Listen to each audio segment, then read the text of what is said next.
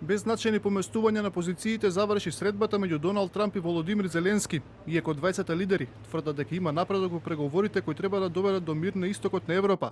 Клучните разлики меѓу Киев и Москва и натаму остануваат исти. По средбата во приватната резиденција на Трамп, американскиот претседател порача дека договорот би можел да биде постигнат за неколку недели. Фокусот на интензивните дипломатски напори во последните недели е ставен на решавање на неколку спорни точки, безбедносни гаранции за Киев во случај на нови руски напади, судбината на регионот Донбас и контрола пред нуклеарната централа за Порожје, која е под руска контрола од почетокот на војната, и натаму се теми на преговори.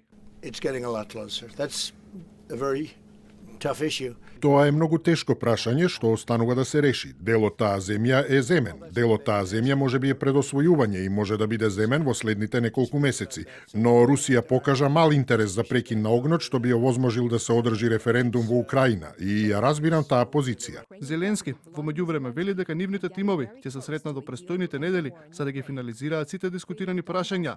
Откри дека нацрт рамката за ставање на крај на војната предвидува безбедносни гаранции од САД за период од 15 години, но тој побарал од Трамп подолг период.